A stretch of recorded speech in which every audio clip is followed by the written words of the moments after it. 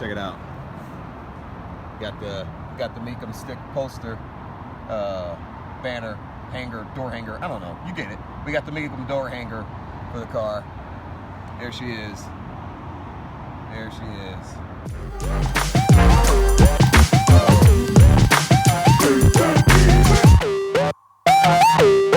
So, top 5 reasons, top 5 things I love about the 94 through 96, but specifically the 96 Impala.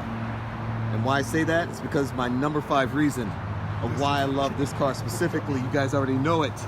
It's because in 96, they decided to put the shifter on the center console and take it out of the steering column. Just adding that last step, that last mile, if you will, of making it a 4-door muscle car. The precursor to now many 4-door muscle cars, but the first real 4-door muscle car right there. My number 4 reason of why I love this car specifically. I gotta pop the trunk to show you. All right, popping the trunk. God, it's been like a dream come true owning this car, can I say. I mean, this was, if you guys have been following my channel, if you watched the first video on this car, you know that like, this has been my Eleanor. This has been like that car that I've wanted since I was 15 years old, 14 years old. And to have it, and not only have it, but have like, in my opinion, like the best possible version I could own of it. It's been awesome owning this car. But my number 4 reason are the fact that I have signatures. The then head of Chevrolet back in the 90s, the creator of the car, the designer of the car, the star of the show, My Classic Car. If you're wondering, these here compartments, nothing's in this one. Nothing was in this one until I updated the sound system. We'll talk about the sound system a little bit later on in this video. But I updated the sound system, so I put the amp there. It just made more sense. I didn't put the amp there. I paid to have the amp put there. I don't know how to do audio, but it made more sense to put it there. My number 3 reason as to why I love this car specifically, and this one was a gamble for me, and it's a decision I made. For those of you who have been following the channel know that this car has been a show car since, oh man, 2001, I believe. Yeah, 2001, it's been a show car. So a lot of the customizations that were done to it weren't done by me, and I won't take the credit for it. This guy named David Schmidt did most of the customs on this. He really knew how to customize the car. I mean, he did a really fantastic job on it and kept it in really great condition. I mean, he owns like, I don't know, like 10 cars, so yeah, he's gonna keep all of them in great condition. But the number 3 reason as to why I love this car specifically was the acquisition of those wheels. The 96 Impala replicas, getting them to look just like the factory wheels, except for bigger and wider. That is beautiful. That is my number 3 reason as to why I love this car specifically. The stance on those wheels, to have that factory kind of vibe to it, but just slightly customized, where it just looks right. It just looks right, you know? Like I said, guys, this is just like a love letter. We're just loving the car right now. We're just admiring her right now. The Mecum enclosed truck picks her up tomorrow. She's gonna go to Vegas in an enclosed trailer, which is great because that's gonna preserve all the work we've done. This is a tricky production. My number 2 reason. Oh wait, check it out. Got the Mecum stick poster, banner, hanger, door hanger. I don't know. You get it. We got the Mecum door hanger for the car. There she is. There she is. Oh, my number 2 reason as to why I love this car specifically. Now, some people may have thought that my number 2 reason would be the custom seats with custom lumbar. adjustments. Like I said, we'll talk about the audio. Custom seats with the custom lumbar adjustment. It's actually not my number 2. It's actually not on my list, but it's not on my list because I don't care for it. It's not on my list because honestly, there's so many things that could be on the list. There's so many things about this car that is just completely awesome that I just didn't have room for it on my list. Here, I'm popping the hood. Sorry for the weird angle. Just give me a second. My number 2 reason as to why I love this 96 Impala. It's got to be that right there. Custom built Golan LT4 motor. 400 horsepower to the tires. I will tell you, I'm a muscle guy, I'm a car guy. I love cars, I love trucks. I've owned maybe 45 in my whole life. And hopefully I want to make it 100. I'm going to make it 100 before I die, I promise. And I will say I've driven some muscle. I've driven, you know, Japanese V8s. I've driven German V8s. I love heavy horsepower cars. But this right here, that 400 horsepower, yeah, it's not 707 or 840 or 500 like a Scat Pack, SRT, whatever. But that 400 horsepower right there is untethered. It is uncompromising. That 400 horsepower right there wants to do one thing: go. There is no traction control holding it back. There are no computers trying to make you not fuck up. It's just 400 horsepower of let's go now. You have to know how to drive a car. You really have to know how to drive a car to be able to handle this. Not to just appreciate it. Anyone can go do burnouts and can appreciate it, but to handle this, man,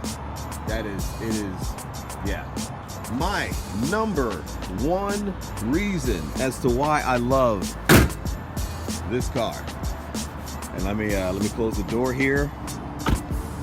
Let me close the trunk here.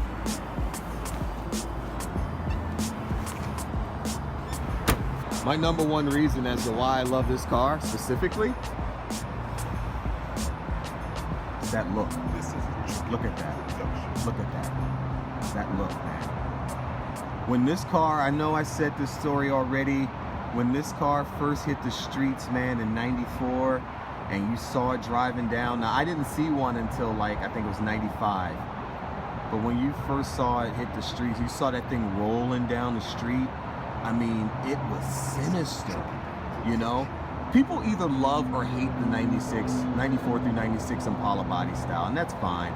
People love or hate any car. And in my opinion, everyone can find someone who thinks any car is ugly or beautiful. You know, it's to each his own. But for me, this car had such an aggressive, just intimidating look to it. I mean, it's set wide, it's set low. Even though right now this car particularly is lower because it has a full Hotchkiss suspension, and it's sitting just a little bit lower, I think about an inch lower than factory ride height. But when this thing was rolling down the street, man, like it just had a boss look to it. It had just an aggressive, you know, intimidating look to it. And I think that's why it resonated with so many people. Like it just, beyond just simply the horsepower, which, you know, at the time, you know, it was like 290 horsepower. It wasn't a ton, but, you know, at the time it was, you know, it was what it was. Let's just say that. It was its look. It looked aggressive. It looked like, you know, people say it's a sleeper car, and I get that. But to those who adore the 94 through 96, the 96 Impala specifically, for those who adore it, they know that this car looked aggressive from the get-green, you know. And I've said it before, I really think this was the precursor to the Dodge Charger, to the current 4-door Dodge Charger, not the 70s, not the 60s. We're just talking about the current one. This was the precursor. A big body, intimidating, heavy horsepower, American muscle car. And I mean, that's my number 1 reason. Look at her. All right, let's talk audio. So I got the sound system updated. There was a few things I did to the car when I took possession of it from David that, I mean, there wasn't a lot to do. David did a tremendous job on this car. If you're wondering what those are in the center console, those are air fresheners that I always give out for my car detailing center. When David when I took possession from David, the car was in great shape. I mean, there was very little to do, but sorry about that, but the audio system had been updated like 10 years ago, maybe longer than, maybe like 12, 14 years ago. So it needed some serious updating again. The speakers were okay, the head unit was okay, the rear speakers were okay, but I don't own CDs, or at least I don't wanna. I own a ton of CDs. Let me back that up. I don't want to be carrying around 200 CDs. You know, audio's on the phone now, so I wanted to update the audio system so that it would at least be able to take Bluetooth or charge my phone and take it through my port on my phone as I drove. And I got to tell you, like, at first I was looking at like trying to get a factory head unit installed, because there's some on Crutchville where you can get a factory style head unit from the mid-90s GM cars, and it has Bluetooth built into it. It's like a retrofitted kind of deal. I was looking at getting one of those and putting it in, but I was reading reviews, and the reviews are saying, yeah, it's a cool item, but the Bluetooth itself isn't exactly the best. It's kind of weak, and the volume, you have to turn the volume way up just to hear the audio normally. So I decided, okay, I don't want to do that, even though that was my first want, was to put in a factory style head unit, kind of keep that factory look and feel to it, but still get Bluetooth capabilities. So that was out of the equation. I needed to go with another option. So that's when I decided, you know what, let me just splurge a little bit and get a head unit with touchscreen, and I can do Apple. And I ended up getting, I don't even remember. Oh, okay, let's see here.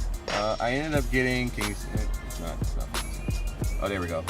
The AVH 2300 EX, I don't know, Pioneer head unit. Now, I'll tell you, I don't do a lot of audio updating in cars. So when I went to the audio shop to get this, to get my audio updated, I was still thinking that Alpine was like the cream of the crop on head units, and they were like, no. It's all about Pioneer, especially if you're going touchscreen. So I got that, and then I needed to convert the head unit to a double DIN because the factory head units came in a 1.5 DIN, which I don't know, they were experimenting. It was the 90s. So I ordered a double DIN dash kit that would convert my AC. If you see, the AC controls are below the factory, below the head unit, not the factory head unit. So I ordered a dash kit from a company called Details, The Details, and at the end of Details, it's like SS, so it's like the detailss.com. It's a guy that owns a 96 Impala, and he just makes dash kits for 96 Impala so people can convert them to a double DIN, so you can get touchscreen, or if you want to watch DVDs or whatever you want to do. So I got that installed, and I actually took the car, drove it around for a week, and I quickly realized that the car just didn't sound right. Like, I liked the fact that I had the capability of listening to what was ever on my phone. I could listen to podcasts, Pandora, etc. But I didn't like the sound itself. Like, it sounded weaker. So I took it back a week later. I told him, you know what? Let's just go ahead and update the speakers and maybe add an amp just to kind of fill in the sound. So that's why you saw the amp in the back. I updated the speakers. I forget the name of them. Again, I'm not an audio guy. I'm not a car audio guy. So I just told him, like, give me whatever's the greatest, whatever's the best to put in the car, and give me an amp that can kind of just help pick up the sound and you know, go from there. I think I ended up spending, between the head unit and installation was about $1,000. And then when I went back to get the speakers and the amp, it was like another $1,000. So I spent like $2,000 updating the audio. I think it was worth it. It sounds better. I'm not, you know, driving it too often, but when I drive it, it sounds great. You know, I have no complaints. And then of course, the second most important thing I did was adding the wheels. I spent about $3,600 on the wheels from Colorado Customs. They were awesome to work with. Takes a long time to get them, but they make them to order. They make them to spec.